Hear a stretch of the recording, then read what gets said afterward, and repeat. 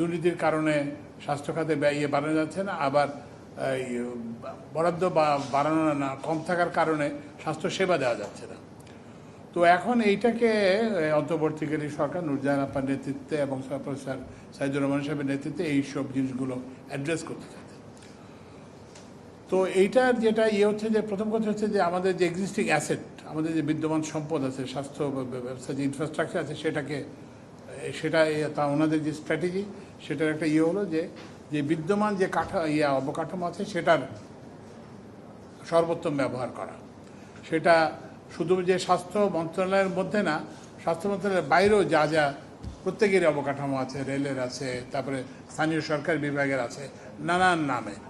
তো এগুলোকে ব্যবহার করে যাতে আরও বেশি মানুষকে সেবা প্রদান করা যায়, এটা আমাদের প্রধান উপদেষ্টার নির্দেশ যে স্বাস্থ্য সেবার মান যেভাবেই হোক এটা বাড়তেই হবে। বরাদ্দ বাড়িয়ে, তারপর অবকাঠামোর ব্যবহার করে, তারপরে নতুন ডাক্তার রিক্রুট করে, নতুন নার্স রিক্রুট করে একটা টোটাল একটা অ্যাপ্রোচ আমরা অন্তর্বর্তীকালীন সরকার গ্রহণ করেছে। সেটারই অংশ হিসেবে এই যে আজকের যে সমঝোতা স্মারক হবে, এটা তারই অংশ।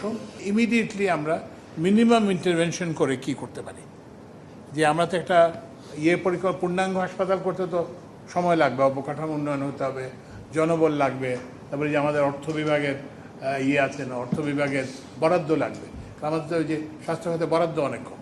তো সেটা হওয়ার আগেও যে আমরা যাতে বলতে পারি যে এটা না একটা শুধুমাত্র একটা স্বাক্ষর করছে দুজন সচিব, এটা যাতে না হয়, যাতে কিছু কিছু সুফল আমরা অন্তত 5 জন রোগী না থাকে, যাতে অন্তত 10 জন কিংবা 15 জন, অন্তত 20 জন এইরকম ভাবে অ্যাটলিস্ট একটা 100% ইনক্রিজ কিংবা 150%, 200% ইনক্রিজ অব ক্যাপাসিটি করা যায়।